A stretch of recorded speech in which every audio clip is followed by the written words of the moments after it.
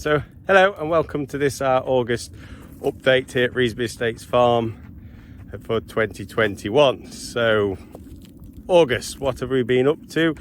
Traditionally it's the busy time of the year for gathering in the harvest, and this year's been no exception. In fact, it's been a very busy period and a very long hard harvest. Now traditionally August turns out to be one of the wettest months of the year because you get the storms come through, the thunderstorms, which drop large quantities of rain, but then they come and are gone again. Then you get lovely blue skies like I've got at the moment, and it warms up and we manage to get the harvest in.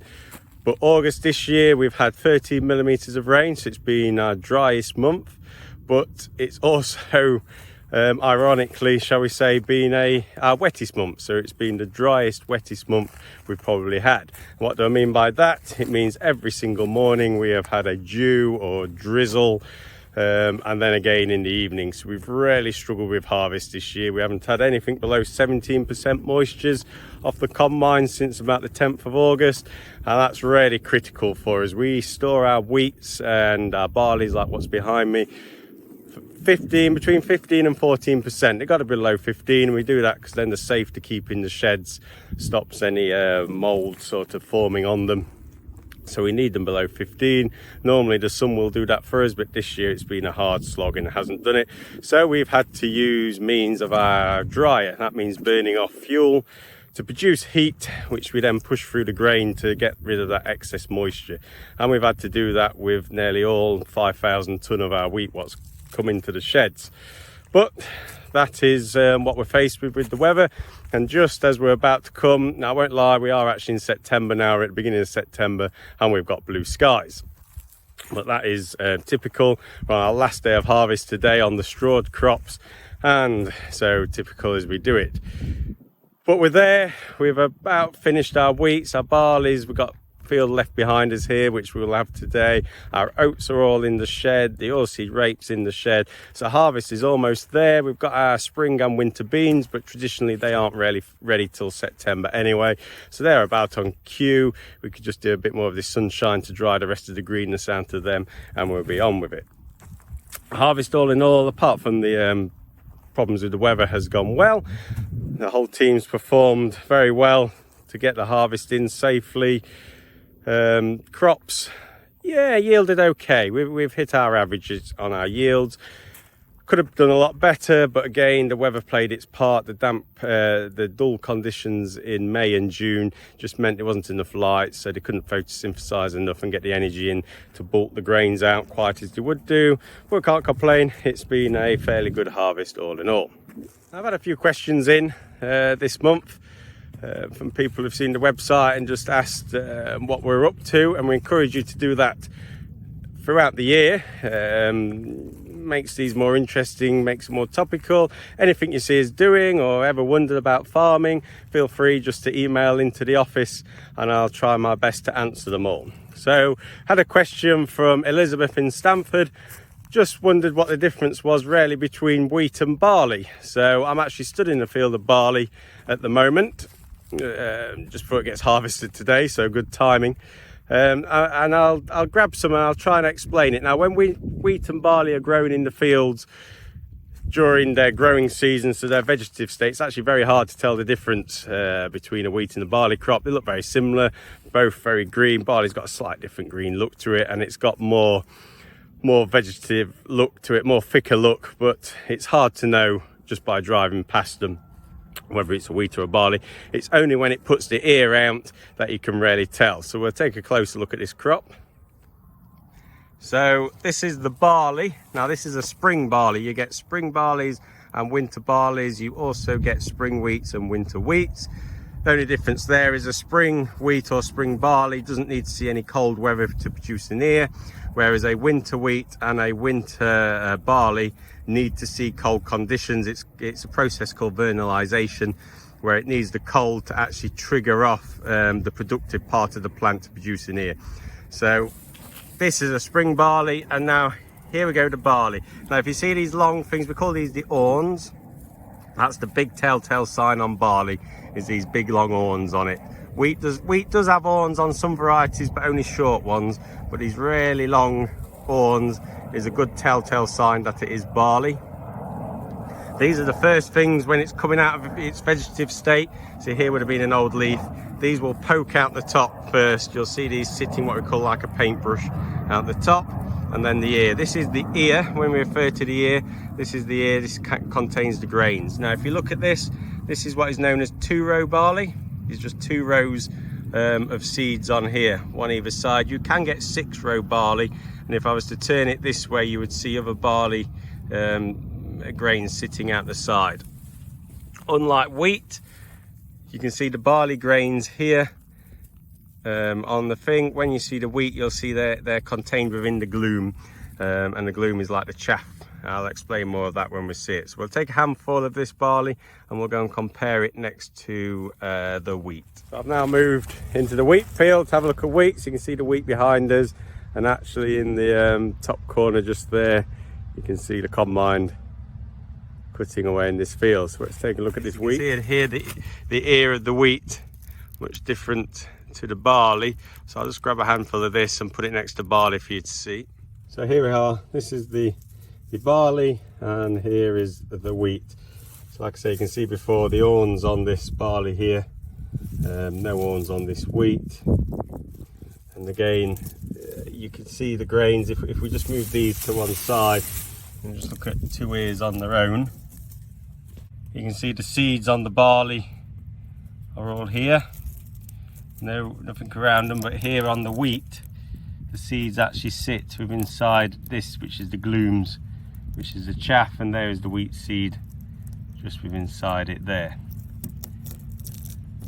So what the combine is doing is chopping the stems off, takes it through, and its job is to actually separate the seeds out. Basically just like I rub that through my hand there, and then below you end up with the barley seeds. That is barley seed, as simple as that. And then the wheat seed again, take the hand, take the ear in the hand, you rub it, blow it away, and there we have some wheat seeds. So put them next to one another. Then we've got the barley seed, and here you can see the wheat seed. So here we are, I've just collected a few more seeds. A bit of wheat seeds made it in with my barley, but you can see the barley here, and then the wheat. So yeah, wheat off for flour for milling, making bread, cakes, biscuits, but this wheat actually will be for animal food, going in mainly into chickens' diets, or it might even end up at Hull in the bioethanol plant and can actually make ethanol, which goes into your likes of your petrol. And then like I say, this is a malting barley, so this will go off to make beers on the barley. Here, a header, chopping and feeding it in, get separated and then out of into the top.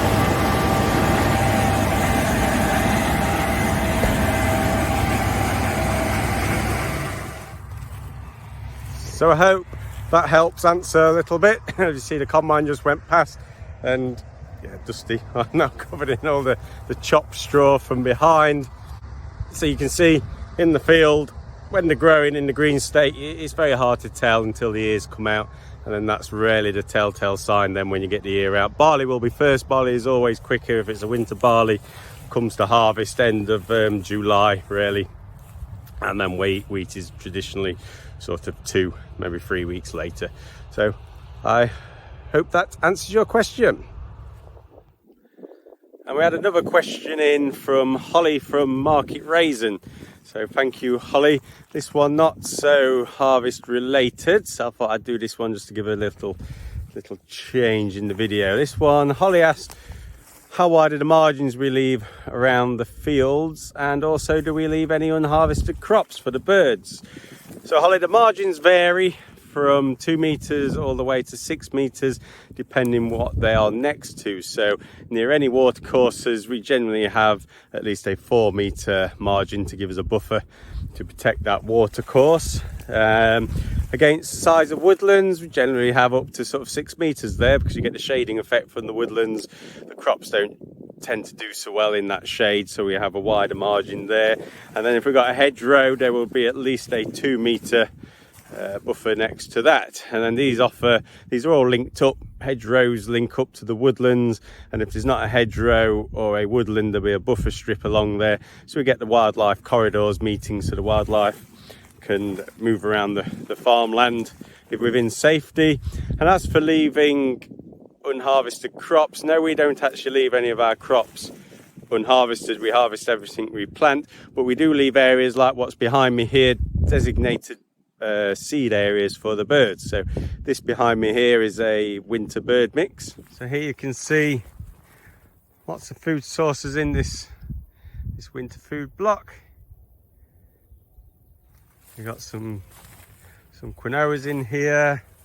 We've got some millets, a couple of types of millet actually within here. And then down here we've got some linseeds.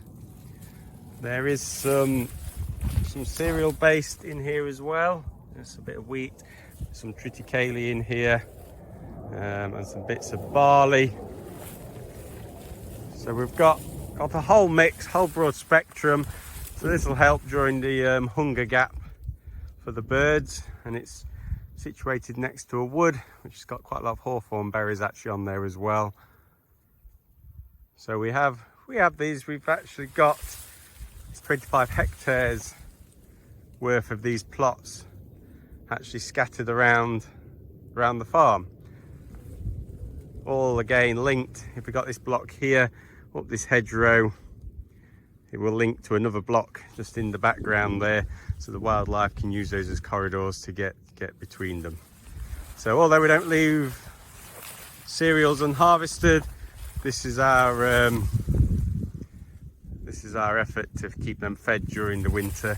And we've got a bit of phacelia in here as well. You can see the blue flowers on the phacelia in here as well. So perhaps in the winter we'll try and visit these to show the different birds upon them. So thank you very much for that, Holly. Hopefully that answers your question on what we're doing for the birds and the seeds we leave. Okay, so that's our August update. Like I say, I answered a couple of questions in there, what came in from people. If anybody's got any more questions, would like to know anything, as you can see in them questions, one from the crops we're growing all the way to what we're doing to help the wildlife, anything in between or anything else, do drop them a line, get email through to the office, and I'll pick them up and I'll try and answer them the best I can. So yes, we'll see you again next month. Thank you very much.